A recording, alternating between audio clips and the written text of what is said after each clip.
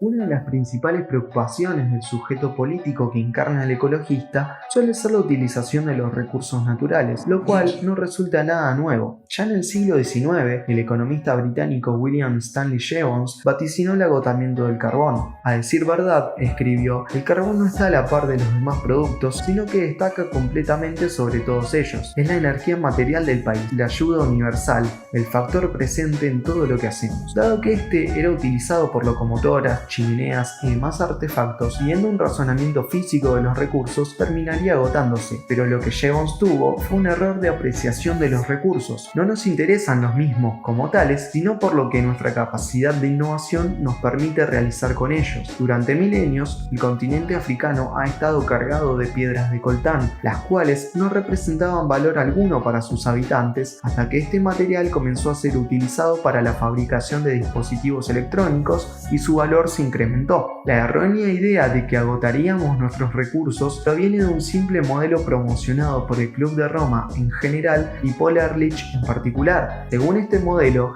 usamos una determinada cantidad de materia prima, por ejemplo carbón, para obtener lo que deseamos, energía. Tenemos una cantidad fija de ese material y la necesitamos constantemente para obtener el resultado final que deseamos, pero a la vez que la población crece, necesitaremos más de ese producto para no solo mantener el nivel de energía del principio, sino también incrementar los niveles para satisfacer las nuevas demandas. Ergo, la materia prima utilizada para obtener el recurso se agotará. Estamos buscando lo último de nuestros recursos y gastando las cosas no renovables muchas veces más rápido de lo que estamos encontrando otras nuevas, advirtió el director del Sierra Club, Martin Layton, en el informe ambiental especial del 2 de febrero de 1970 de la revista Time. El ecologista Kenneth Watt declaró que para el año 2000, si las tendencias actuales continúan, estaremos consumiendo petróleo crudo a tal velocidad que no habrá más petróleo crudo. Conducirás hasta la bomba y dirás, llénelo amigo, y él dirá, lo siento, no hay más. Más tarde ese mismo año, Harrison Brown, un científico de la Academia Nacional de Ciencias, publicó una tabla en Científico Americano donde analizó las reservas de metales y estimó que la humanidad se quedaría totalmente sin cobre poco después del año 2000. El plomo, zinc, estaño, oro y plata desaparecerían para antes de la década de 1990, según estimó. Sin embargo, por supuesto que esto no sucedió. Los precios de todos los metales y minerales han caído más del 50% desde 1970, según el Instituto de Recursos Mundiales. Tras la publicación del informe en 1972, los modelos informáticos del Club de Roma indicaron que las reservas de cobre conocidas se agotarían en 36 años, en especial si China instalaba conexiones telefónicas. Empero, dado que esto fue hace más de 40 años, el cobre en el mundo ya debería haber desaparecido. En aquel entonces se estimaba que habría reservas accesibles de unos 80 millones de toneladas y desde entonces se han consumido casi 480 millones de toneladas, es decir, más de lo que había en las reservas originales, y hoy se calcula que las reservas de cobre en el mundo son más del doble, unos 700 millones de toneladas. Además, hoy se usan cables de fibra óptica y cada vez más tecnología inalámbrica. Según el índice de precios de productos industriales de la revista The Economist, el precio de las principales materias primas se ha reducido casi a la mitad desde 1871 hasta el año 2010. Esto implica una tasa de crecimiento anual compuesto de menos 0,5% por año durante 150 años. Por otro lado, este modelo de agotamiento de los recursos no solo ignora que, en un mercado relativamente libre, cualquier escasez de la oferta causaría per se un incremento en el precio de la misma, que a su vez produciría que sea más económico buscar nuevas alternativas para llevar a efecto la realización de un determinado producto, lo que en economía se conoce como efecto sustitución. La tarea de los precios reside en la producción de incentivos para no solo actuar ante la información de la demanda, sino que también provee la información necesaria sobre la manera más eficiente de fabricar los productos. Asimismo, se ignora que aún hay reservas por descubrir que no son viables económicamente, al tiempo que la capacidad de reciclar. A modo de ejemplo, hoy en día más del 40% de la demanda de cobre de los países miembros de la Unión Europea se cubre con reciclaje, gracias a la recuperación de productos al final de su vida útil. Por otro lado, tampoco usamos recursos en proporciones constantes. Por el contrario,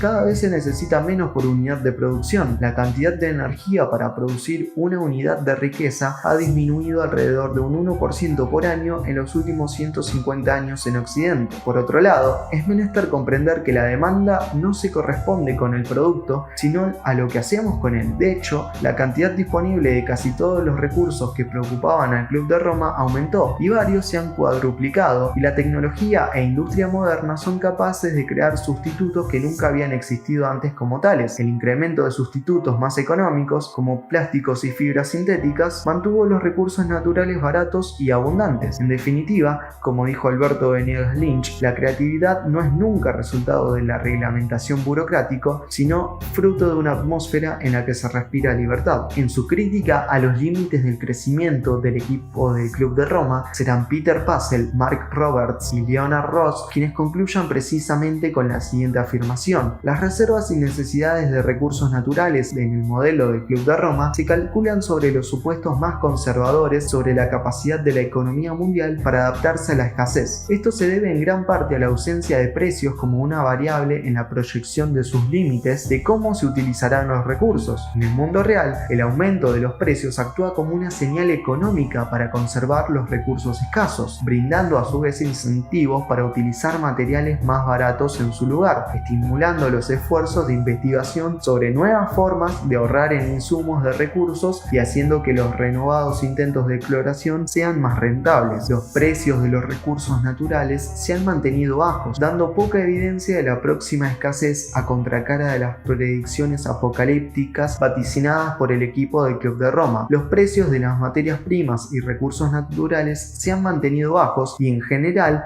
han declinado en relación con otros precios. El cambio técnico ha reducido drásticamente los costos de exploración y extracción, al tiempo que permite la sustitución de materiales abundantes por materiales escasos, plásticos por metal, fibras sintéticas por naturales, etc. Esto, en realidad, reviste suma importancia, dado que muchos de los trabajos más considerados por la militancia ecologista cometen el mismo error. Con consideraciones análogas a la de los límites del crecimiento, el análisis que desarrolló el ambientalista anglo-francés Edward Goldsmith junto con su equipo de trabajo en Proyecto para la Supervivencia, lanzado el mismo año de publicación del estudio de Meadows, concluyó que, de continuar los índices de consumo de 1972, todas las reservas conocidas de plata, oro, cobre, hierro, mercurio, plomo, platino, estaño, tungsteno y zinc quedarían agotadas dentro de 100 años, pero de continuar aumentando exponencialmente su consumo a los niveles de 1960, todas las reservas conocidas quedarían agotadas dentro de 50 años, es decir, para 2022, a excepción de solo dos, cromo y hierro, y estas solamente durarían 40 años más. A esto, a su vez, Goldsmith y su equipo agregan que a los índices actuales de consumo y considerando el crecimiento proyectado de esos índices, casi todas las materias primas serán prohibitivamente caras dentro de unos próximos 100 años, aunque, como hemos visto, el precio de varias de las materias primas que aquí se mencionan ha bajado significativamente a lo largo de las últimas décadas. En este sentido, se tiene la idea del ser humano como un ser irracional que, sesgado por su sed de ganancias, agotará todo lo que esté a su alcance, pero esta conducta es precisamente contraria a la lógica del mercado, donde la escasez de recursos implica que a estos se les dé un uso según su urgencia, ya que, si fueran sobreabundantes, nadie debería preocuparse por ellos. El problema recae en que, como temporalmente son escasos, se requiere el sistema de precios para utilizarlos en las áreas de mayor importancia relativa. Durante décadas se nos ha bombardeado con la idea de que la Tercera Guerra Mundial sería a causa del agotamiento del petróleo. Así lo afirman títulos como Petróleo,